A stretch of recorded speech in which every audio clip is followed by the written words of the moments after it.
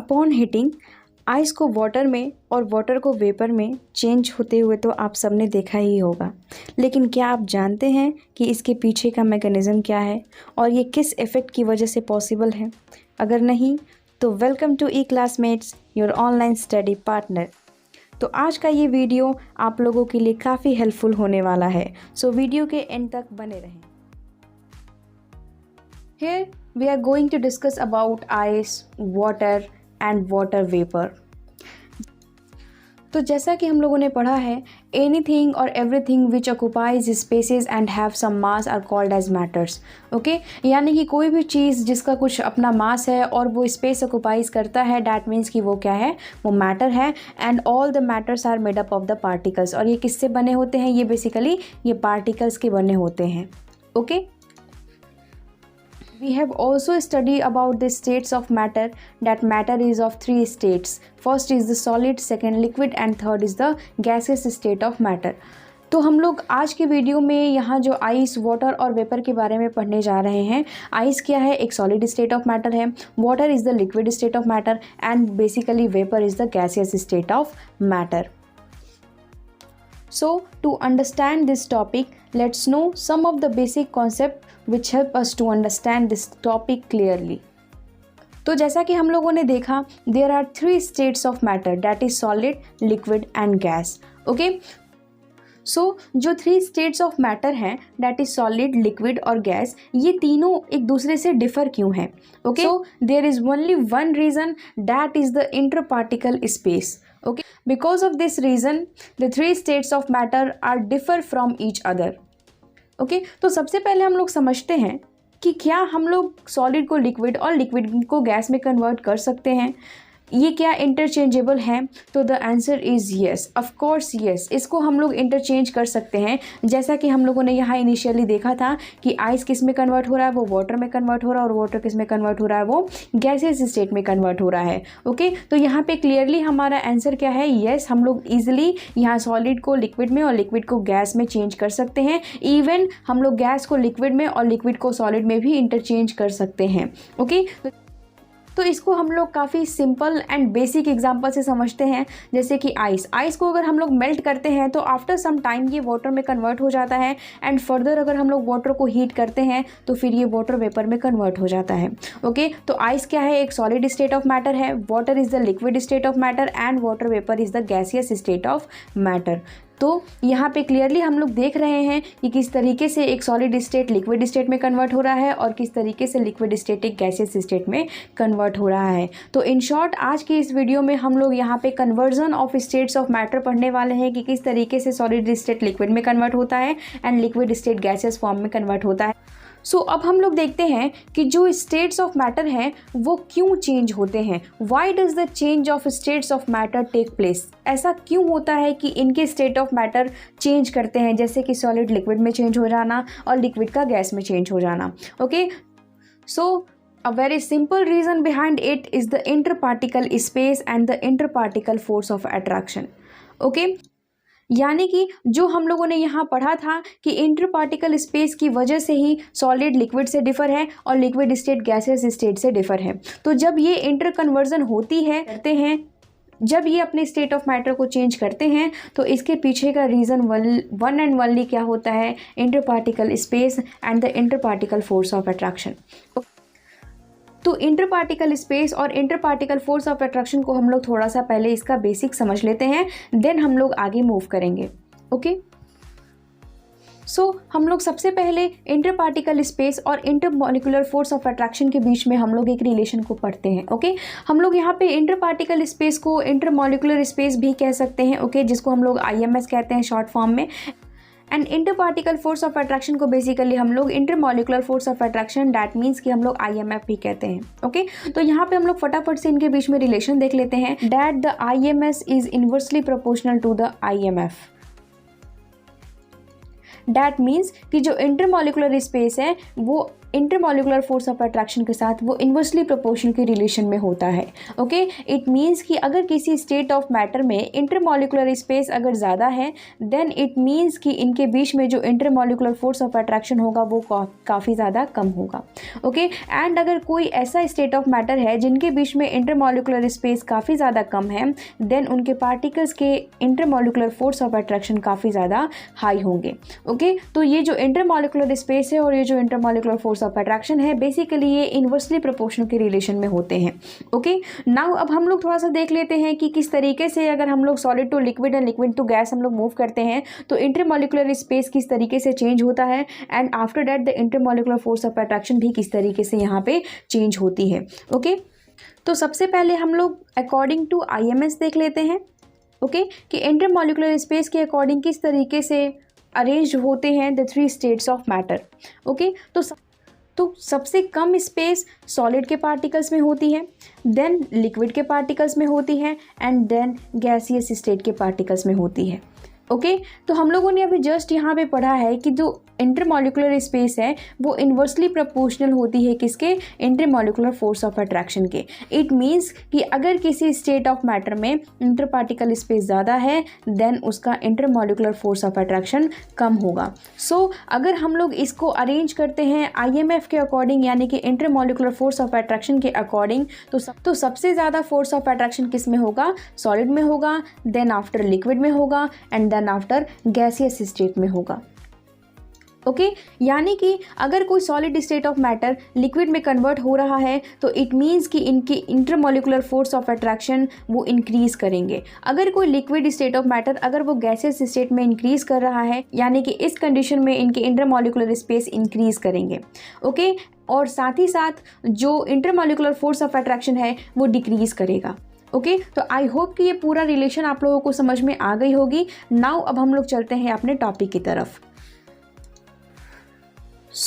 अब एक ऑब्वियस सा क्वेश्चन दिमाग में आ सकता है कि जो स्टेट्स ऑफ मैटर हैं वो चेंज कैसे होते हैं, क्यों होते हैं। इसका आंसर हम लोगों को मिल गया है, बट ये कैसे होते हैं इसको अब हम लोगों को यहाँ पे डिटेल वे में देखना है। ओके, तो इनके 2 वेज होते हैं इनके चेंज होने के। जो सबसे पहला वे है by changing the temperature and the second way is the changing the pressure. Okay, यहाँ पे टेम्परेचर को चेंज करके और प्रेशर को चेंज करके यहाँ पे हम लोग स्टेट्स ऑफ मैटर को ईजिली यहाँ पे कन्वर्ट कर सकते हैं। तो आज के वीडियो में हम लोग सबसे पहला इफेक्ट पढ़ने वाले हैं that is by changing the temperature, यानी कि effect of temperature on changes of states of matter पे।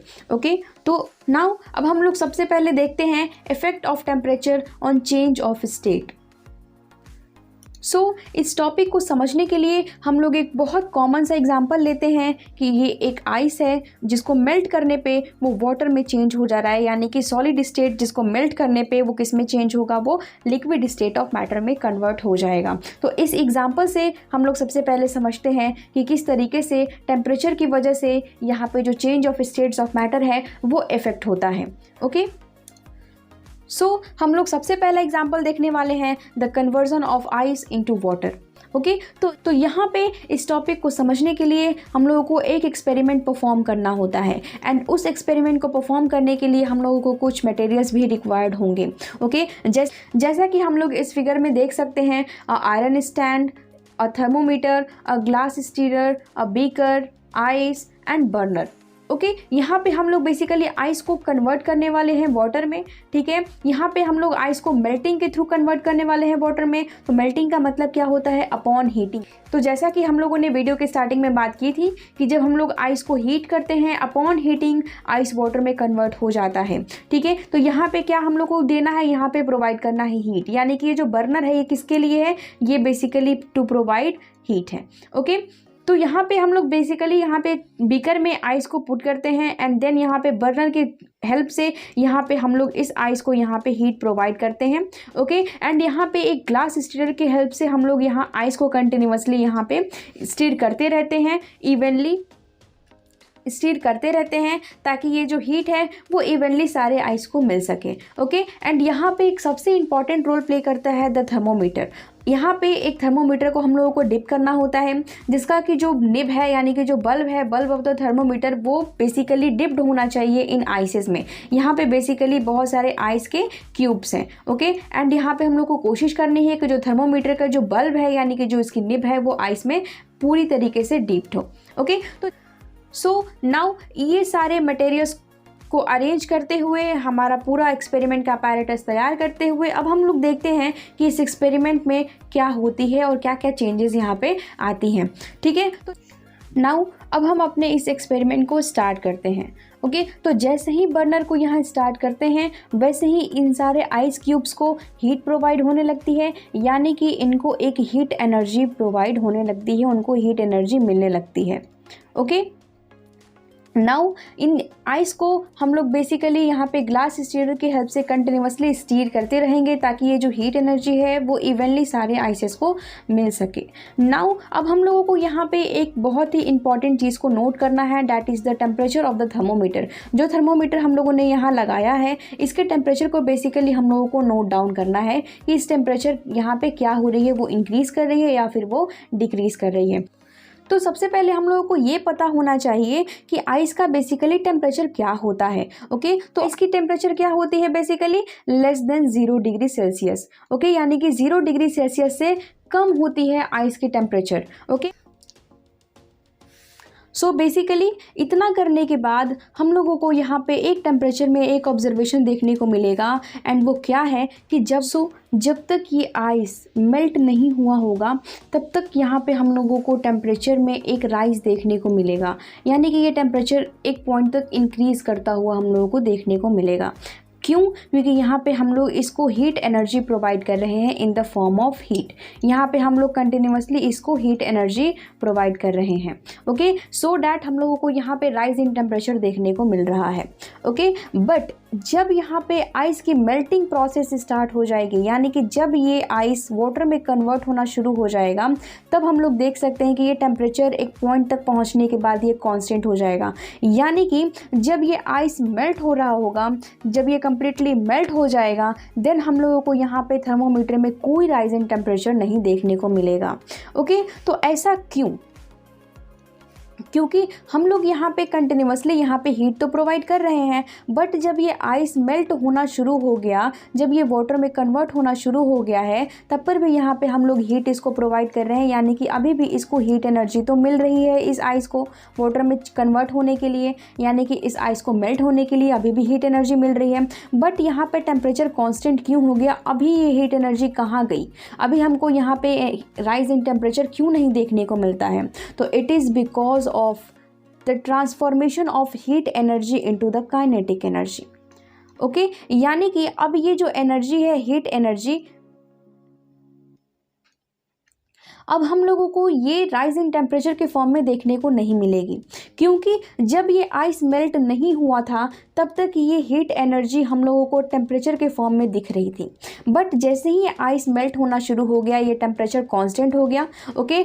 और यहाँ पे ये heat energy basically kinetic energy में कन्वर्ट होना शुरू हो गया, ओके। और ये काइनेटिक एनर्जी बेसिकली किसको मिल रही है? ये काइनेटिक एनर्जी मिल रही है इन आइस क्यूब्स को, ओके। अब इसके थ्रू, इसके हेल्प से, तो जैसा कि हम लोगों ने यहाँ देखा था कि सॉलिड को लिक्विड में कन्वर्ट होने के लिए उसके इंटरमॉलिक्यूलर स्पेस को बेसिकली इंक्रीज करना होता है, ओके। सो यहाँ पे इस कंडीशन में ये काइनेटिक एनर्जी इस आइस के पार्टिकल्स के इंटरमॉलिक्यूलर स्पेस को इंक्रीज करने का काम करती है, ओके। और जैसा कि हम लोगों ने पढ़ा है कि जैसे ही एक सॉलिड स्टेट ऑफ मैटर का अगर इंटरमॉलिक्यूलर स्पेस इंक्रीज कर जाता है, देन आफ्टर वो लिक्विड स्टेट में कन्वर्ट हो जाएगा, ओके। तो ये रीज़न है कि जब ये आइस मेल्ट होना शुरू हो जाता है तब यहाँ पे हम लोगों को राइज इन टेम्परेचर देखने को नहीं मिलता है, यानी कि जो हीट एनर्जी थी अब वो हमको टेम्परेचर के फॉर्म में विजिबल नहीं होगी, अब ये हो जाएगी invisible in the form of kinetic energy. और ये काइनेटिक एनर्जी बेसिकली आइस के पार्टिकल्स के पास चली जाएंगी,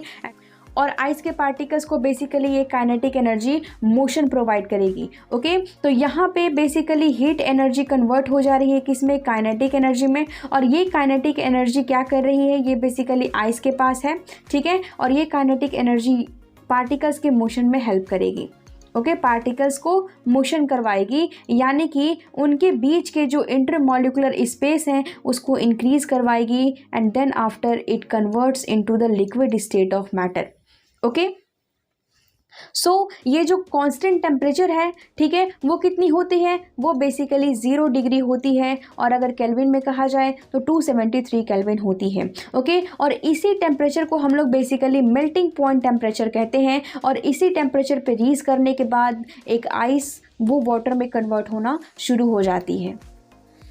सो बेसिकली अब ये हीट एनर्जी कन्वर्ट हो जाती है काइनेटिक एनर्जी में, एंड काइनेटिक एनर्जी हम लोगों को विजिबल नहीं होता है। ओके, ये हीट एनर्जी क्या थी, ये हीट हम लोगों को यहाँ पे राइज इन टेम्परेचर के फॉर्म में तो दिख रही थी, बट जैसे ही ये काइनेटिक एनर्जी में कन्वर्ट होना शुरू हो गया, अब हमको यहाँ पे कोई राइज इन टेम्परेचर नहीं देखने को मिल रहा था आफ्टर 0 डिग्री सेल्सियस। ओके, तो यहाँ पे बेसिकली अब ये हीट जो है वो हिडन फॉर्म में काम कर रही है, इसलिए हम लोग अब इस हीट को बेसिकली क्या कहते हैं, लैटेंट हीट कहते हैं। ओके, एंड अगर ये सॉलिड के केस में है तो बेसिकली इसको हम लोग लैटेंट हीट ऑफ फ्यूजन कहते हैं। Okay, so the latent heat of fusion may be defined as the amount of heat energy that is needed to convert 1 kg of solid into the liquid state। ठीक है, किसी भी solid को उसके liquid state में convert करने के लिए जितने हीट ऑफ अमाउंट एनर्जी लगती है पर केजी, उसी को बेसिकली हम लोग लैटेंट हीट ऑफ फ्यूजन कहते हैं। Okay, so latent heat of fusion of ice कितनी होती है, बेसिकली 335 किलो जूल पर केजी। ओके, यानी कि 1 केजी आइस को मेल्ट करने के लिए, वाटर में चेंज करने के लिए हम लोगों को basically 335 kilo joule latent heat of fusion basically हम लोगों को यूज़ करना होता है। ओके, हम लोग फ्यूज़न को बेसिकली मेल्टिंग भी कहते हैं, सो हम लोग यहाँ पे लैटेंट हीट ऑफ मेल्टिंग भी कह सकते हैं और लैटेंट हीट ऑफ फ्यूज़न भी कह सकते हैं। ओके, नाउ अगर उसी लिक्विड को हम लोग बेसिकली कूल डाउन करें, ठीक है, कैसे, बाय लोअरिंग द टेम्परेचर, यानी कि उसके टेम्परेचर को डाउन करके देन अब यहाँ पे क्या होगा, वो लिक्विड स्टेट बेसिकली सॉलिड में कन्वर्ट हो जाएगा। क्यों, क्योंकि जो लिक्विड के पार्टिकल्स हैं वो बेसिकली एनर्जी को लूज़ करेंगे, यानी कि उनकी काइनेटिक एनर्जी डिक्रीज़ करेगी, और काइनेटिक एनर्जी डिक्रीज़ करने की वजह से इनके जो पार्टिकल मोशन है बेसिकली वो भी डिक्रीज़ करेंगे। ओके, सो यहाँ पे काइनेटिक एनर्जी क्या होता है, पार्टिकल मोशन के डायरेक्टली प्रोपोर्शनल होता है।